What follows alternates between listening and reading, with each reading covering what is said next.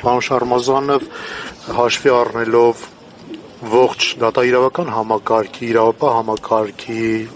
վարած քաղաքականությունը ինչ ակնկալիքներ ունեք այսօր։ Ոչ մի լավ ակնկալիք չունեմ, որովհետև ես կարծում եմ, որ սա հերթական քաղաքական պատվերն է ազատ խոսքի, մամուլի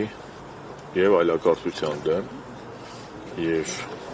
ունեմ հստակ կարծիք, որ սա քաղաքական պատվեր եւ քաղաքական հերթական հետապնդում է եւ լրագրողների եւ հանրային կարծիք արտահայտողների դեմ եւ նաեւ ընդդիմախոսներին լրացնելու հերթական փորձն է իշխանության եւ մենք տեսանք, որ դեռևս մինչեւ այս քրեական գործի հրապարակումը եւ մինչեւ ձերբակալումն ու կալանավորումը արդեն իշխող խմբակցության որոշ ներկայացուցիչներ սկսել են ատելության խոսք տարածել այս մարդկանց նկատմամբ։ Բայց իշխանական լրատվականները մեղադրում են ընդդիմադիր մեդիային ահաբեկելու համար, նշում են, որ Հայաստանում ամեն բան նորմալ է ու ընդդիմադիր լրատվականները ահաբեկիչ նյութեր են տարածում հասարակությանը շեղելու համար, այս ամենի հակադարձումը որն է։ Հակադարձելու կարիք չկա, պետք է ճշմարտությունն ասի, ով է ասում ընտրությունների ժամանակ կշինեմ ընդդիմադիրներին, ես, թե դուք։ Իրանց ղեկավարը չէր ասում, իրանք չէր ասում ալտեն փռում, ազգային ժողովի անդյունից ինքը չէր ասում, սա պետք է նստացնեմ, կգցեմ ԱԱԾ պատվալները։ Դե այսօր էլ ազգային ժողովի անդյունից հայտարարում էր, որ այս ընդդիմությունը այլևս հաջորդ խորհրդարանում չպիտի լինի։ Սա արդյոք ոչ ուղղակի ցուցում է իրավապահներին զբաղվելու ընդդիմադիր գործունեությամբ զբաղվող անձանցով։ Սա ցուցում է հայ ժողովրդին, որ բոլորս խելքի գանք եւ ամեն ինչ անենք օրենքի սահմաններում, որ այս իշխանությունը հաջորդ խորհրդարանում իշխանություն չլինի։ Սա է խնդիրը։ Նիկոլ Փաշինյանը իր քարտերը բացել է, արևմուտքը աչքերը փակել է նրա այս հակաժողովրդավարական գործընթացների եւ քայլերի ժամանակ եւ կանաչ լույս ավառել նրան դառնալու փոքրիկ բռնապետ։ Միայն նրա համար, որ Այլընտրանքային կարծիք արտահայտողները եւ ընդդիմությունը առաջնորդվում է ոչ թե Նիկոլի թուրք-ադրբեջանական օրակարգ սպասարկելու շահերով, այլ առաջնորդվում է երրորդ հանրապետության անկախության հռչակագրի դրույթներով։ Իսկ ամիսներ առաջ Իլհամ Ալիևը Նիկոլին ուղիղ հանձնարարեց, հրահանգեց, տեղեկացրեց, խորհուրդ տվեց, որ ուզում եք ձևակերպեք, որ նա պետք է վերջ տա ռևանշիստական ուժերին, եթե ինքը չանի, ապա Ալիևը դրանցով կզբաղվի եւ Նիկոլ Փաշինյանը խոնարհաբար իրականացնում է Ալիևի պատվերը։ Հեշտ կապ չուներ մարդիկ քաղաքական գործիչ են, ընդդիմություն են, պարլամենտական են, նախկին ղեկավարներ են, թե այլընտրանքային կարծիք առաջացնող։ Իրանք գնում են ազատ խոսքը եւ այլընտրանքային կարծիքը խեղդելու ճանապարհով։ Եվ ակնհայտ է, որ սա քաղաքական հետապնդում է։ Էլ չասեմ, որ հայկական քաղաքական մշակույթի մեջ, եթե կարելի այդ մշակույթ անվանել, հայհոյանքը, ատելության խոսքը, դագաղները, սև լենտերը, մարդկանց անձնական վիրավորանք հասցնելը, ատելությունը իրենք են բերել 18 թվականին։ Վեցիր ու համերաշխության քողի տակ իրանք եկել են դագաղներով, եկել են սև լենտերով, եկել են մարդկանց մահվան հասցնելով։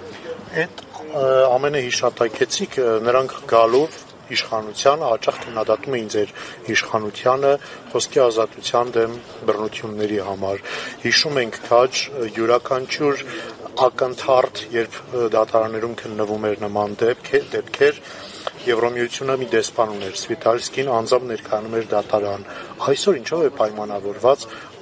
նույն Եվրոմիության այս համակ լռությունը։ Որովհետև Նիկոլ Փաշինյանը իր քաղաքական թիմով, եթե կարելի անվանել քաղաքական ռեժիմով իրականացնում է հավաքական արևմուտքի երազանքը։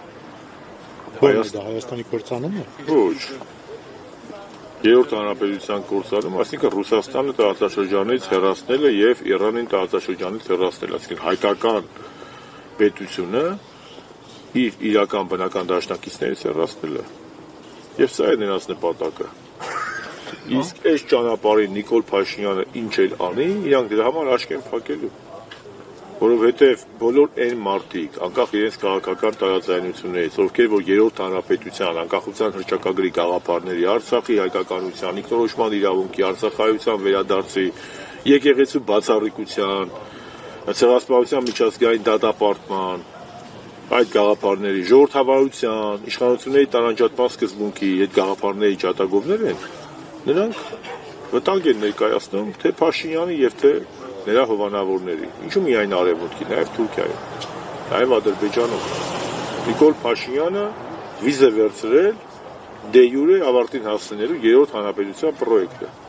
Հիմա այս ձևի մարդիկ էլ իրենց այնընտրանքային կարծիքով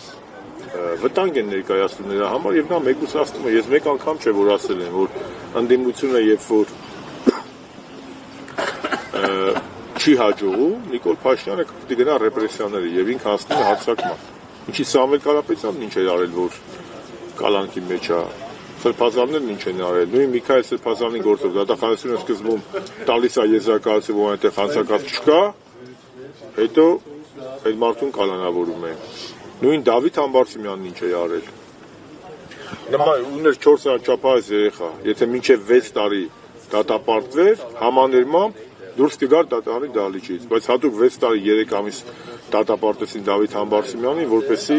նա կալանքի մեջ լինի։ Էլ չասեմ, որ եթե ստատիստիկան նայում ենք 2009 թվականից նմանատիպ հոդվածով միայն 100-ավոր մարդիկ դատապարտվել է, միայն մեկն է ներողություն, միայն մեկն է 6 տարուց ավել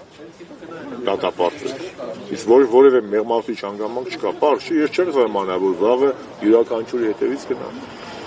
Ես ատելության խոսքը մերժում եմ, ես հայհոյանքը մերժում եմ։ Ես քաղաքական բառապաշարով քաղաքական պրոցեսների եւ քաղաքական բանավեճի կողմնակից եմ, բայց կներեք այդ ատելության խոսքը, այդ հայհոյանքը, այդ թքելու արվեստը իրենք են մտցրել։ Անշ Ռամազանov, մեկ շաբաթ առաջ հենց Անտիֆեյքի տաղավարում հարցազրույցով հանդես եկավ երրորդ նախագահ Սերժ Սարգսյանը ու դրան հետևեց այս ամբողջ քայլերը։ Այսօր էլ ողջ օրվա ընթացքում տեսանք, որ իրավապահները Անտիֆեյքի գրասենյակում լայն խուզարկություն էին իրականացնում։ Արդյոք այդ ամենը իրար հետ կապ ունեն ու արդյոք ինչ որ բան էին փնտրում երրորդ նախագահի հետ կապված։ Երրորդ նախագահի հետ կապված ինչ պետք է փնտրեն։ Խմբագրությունը մարտան։ Դա իրանց գործն է, ինչու երրորդ նախագահը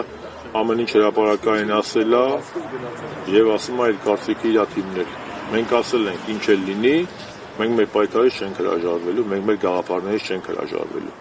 Մեր նպատակը հավատարիմ մնալ Արցախյան շարժման եւ անկախության հռչակագրի դրույթներին։ Սա է մեր քաղաքականության մեջ մնալու հիմնական շարժառիթը։ Իսկ որ ուրանում է երրորդ հանրապետության դրույթները, անկախության հռչակագիրը, թող ինքը մտածի։ Հուշ թե շուտ, այս տեսակը հաղթելու է։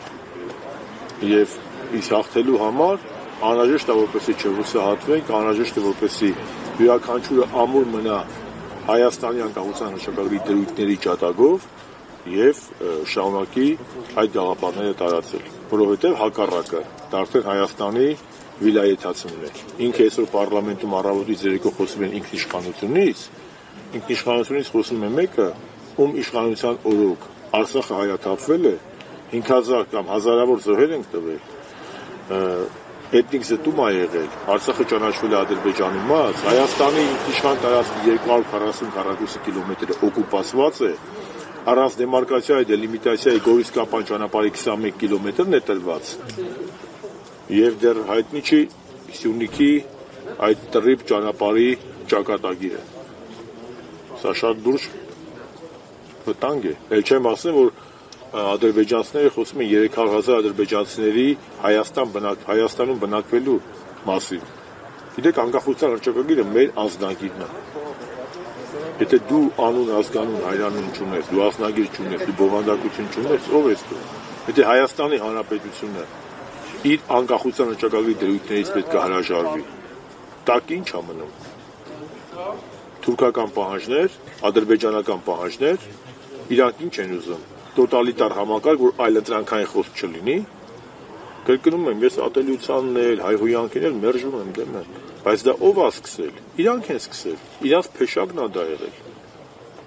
Արդյոք այս ամենը կարող է ունենալ լայն տարածում ու կարող են նաև